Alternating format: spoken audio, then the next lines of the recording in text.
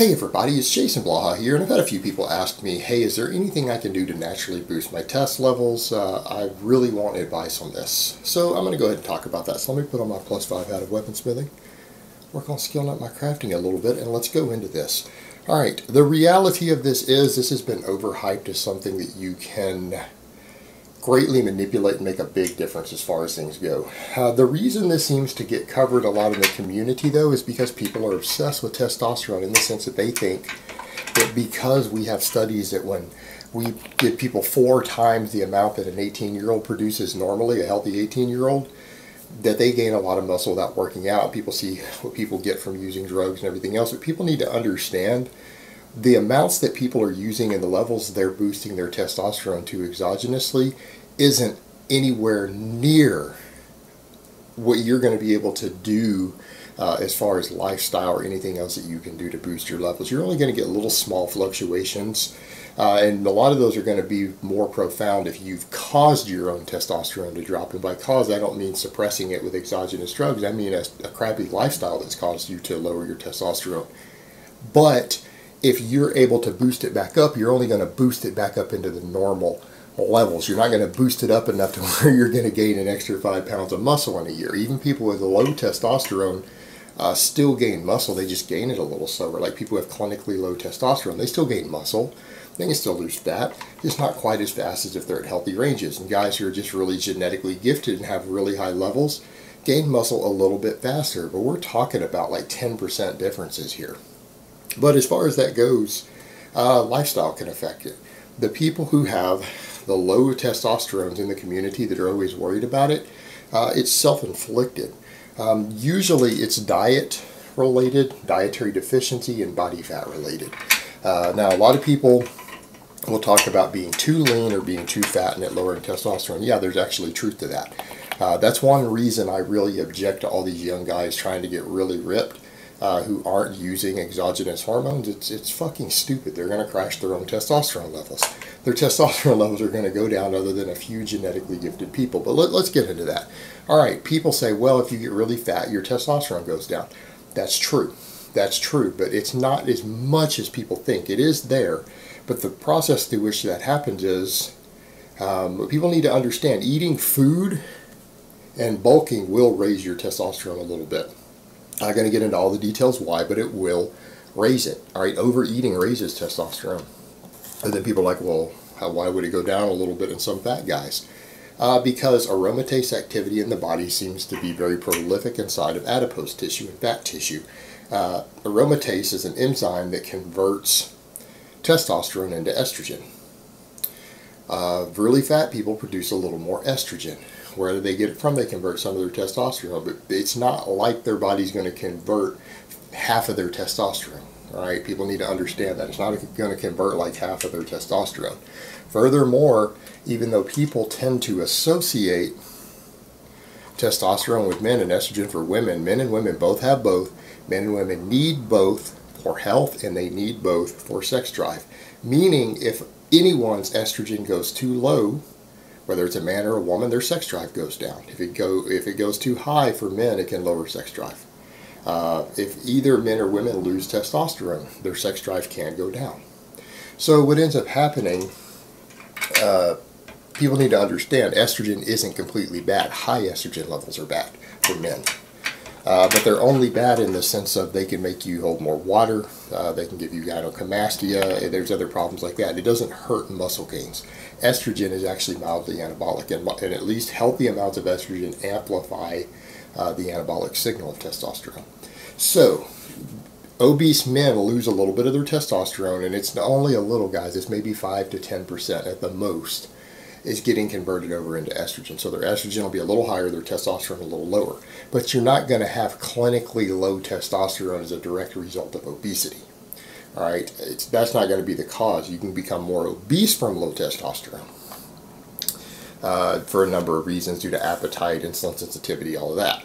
But being obese isn't going to make you lose like half of your testosterone. It can be a little blip, but it is a measurable amount. Now, being too lean, actually being in a caloric deficit at all, dieting itself can lower testosterone. All right, people need to be aware of that. Eating in a large caloric deficit can cause you to lose testosterone. If your body fat goes too low, and usually for men who start dropping down under 10% body fat, their natural testosterone production can go down. Right? Your body simply produces less. There are valid evolutionary reasons why this is the case. And it has to do with the fact that it doesn't matter whether it's self-inflicted or not. You need to understand that your body has effects that happen to it no matter whether you intentionally cause something or your environment caused it. Your body doesn't care. For evolutionary purposes, people who are losing weight are starving. All right, people who get really, really lean, as far as your body's concerned, you are starving. You can call it whatever you want, that you're dieting, you're prepping. As far as your body's concerned, you're starving. You're not giving it enough calories, it's lost its energy reserves. It lowers testosterone to, number one, help you lose muscle mass more quickly, so that you can lose a little bit of muscle and you won't starve to death. Your metabolism will go down. Number two, chasing pussy and having sex burns a fair amount of calories. If your testosterone is lower, you're not going to waste calories trying to reproduce. That will help keep you alive longer in a starvation situation. So your body wants you to be less interested in sex so that it can survive. When your calories have been too low, your reserves go too low, your body fat stores.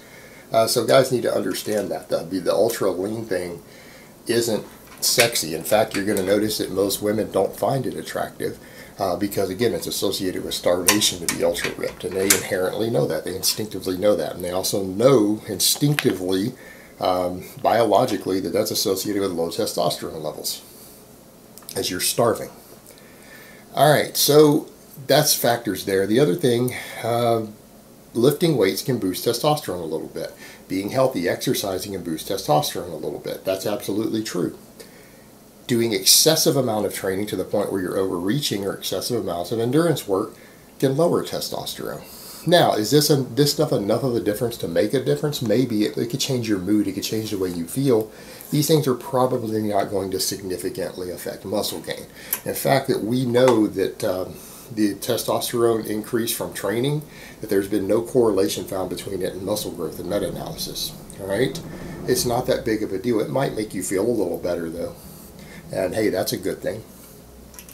Dietary deficiency seems to lower testosterone levels a bit, being deficient in different things, but it's interesting that certain foods have found to cause a little blip in your testosterone to go up when you eat them. It's usually things like red meat. Anything that contains a decent amount of zinc, a decent amount of fat can cause testosterone to spike a little bit. Now, the thing is, that is transient, so it's not like eating a steak once a day is going to significantly affect muscle mass, but it is worth noting that happens.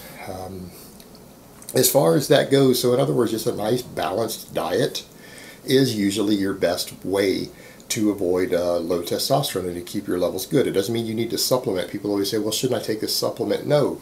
Eat a balanced diet, you dumbass. If you eat a balanced, healthy diet, you don't benefit from supplements, really, at all. There's no point in taking any of them. Something I cover repeatedly. Supplements only help people who have dietary imbalances, and sometimes that becomes questionable. So if you're eating a balanced diet, you don't need a zinc supplement. In fact, zinc supplements can be dangerous. So again, back to the point, if you're eating a balanced, healthy diet, this should be fine. And people seem to not understand what balance means. They'll assume that anything that you eat in excess must be bad to eat in any amount. Like if it causes problems in excess, excessive amount of red meat consumption isn't good. So then people assume that all red meat consumption is bad.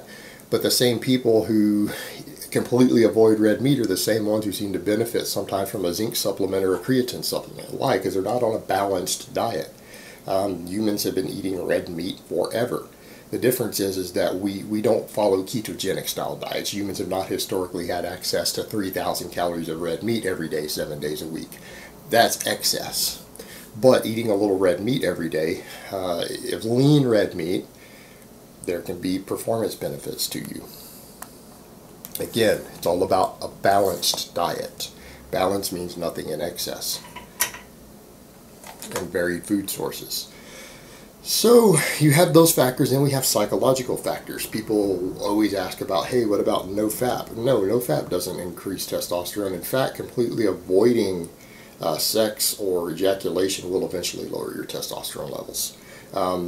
Now, that being said, Is there any benefits to the no-fat movement that people follow? Yeah, absolutely. It breaks pornographic addiction. That's usually the biggest benefit that people see. All these benefits that guys report from doing the no-fat thing, it has nothing to do with the physical activity they're abstaining from there. It's the fact that a lot of young men develop porn addiction. And by breaking that cycle, they get away from the problems with their porn addiction. And porn addiction can cause you a lot of problems. I'm not going to get into all the details of that. That's a totally different topic. You guys can research that for yourself. But it does seem to be a viable method for breaking porn addiction because you're basically going cold turkey. But the testosterone boosting effect's just not there. So as far as other activities go, a lot of physical activities can raise or lower testosterone levels. And this has been studied heavily because scientists have had a lot of interest in this.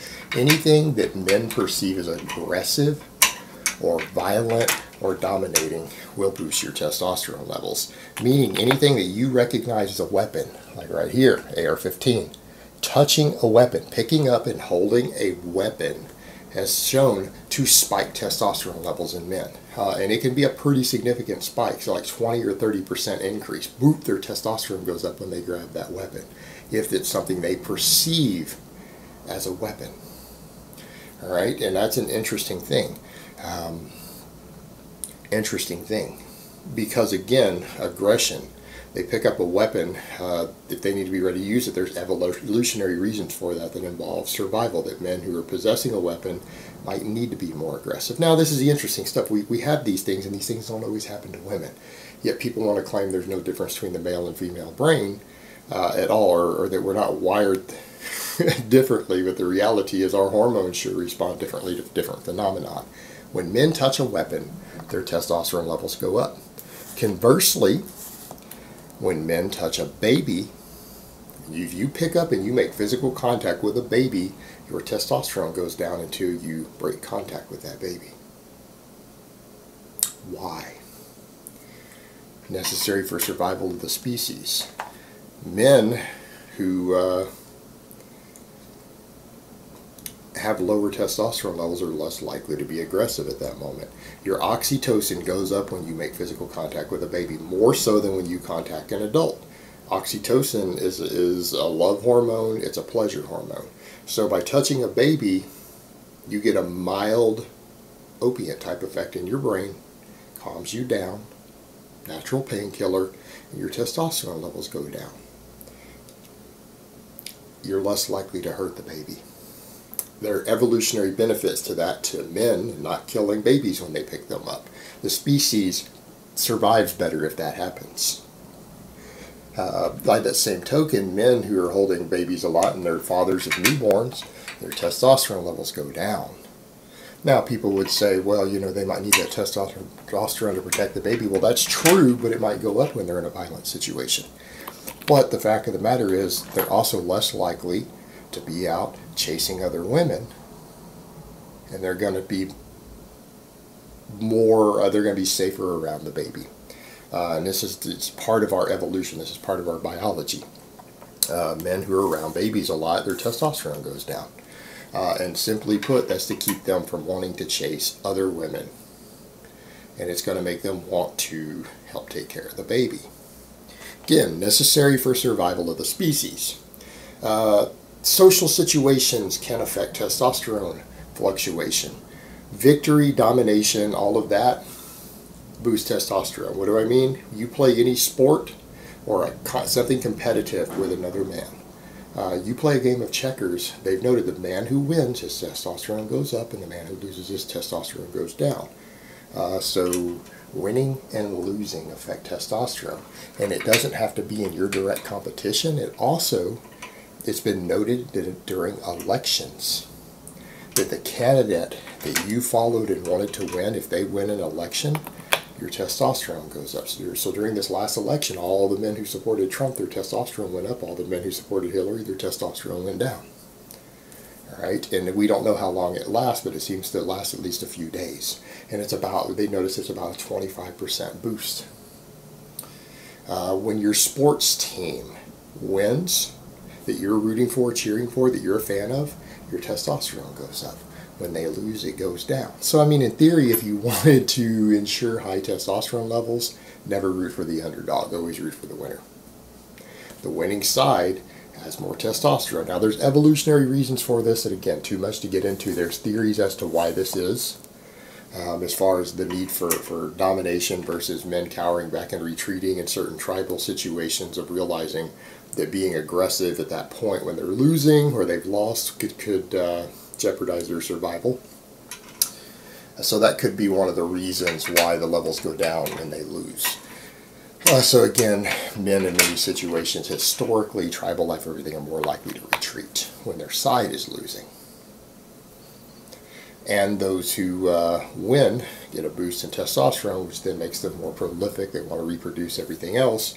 The side of the winner, the better side, the winning team, proliferates more. So there seem to be evolutionary reasons like that involved with it. But all in all, what people need to remember, this is nice, interesting theoretical stuff, but there's nothing you're going to do naturally unless you've created a deficiency. And it is going to affect your testosterone levels significantly enough to really measurably affect your muscle mass. However, some of the things we do as far as the health things are concerned can increase your mood, they can increase your energy, it can increase your quality of life. I mean, having healthy testosterone levels is good for your health, and it's good for your psychology as a man. Alright guys, but that's really all I have to say on that today. I hope it's been informative, and I will talk to you guys next time.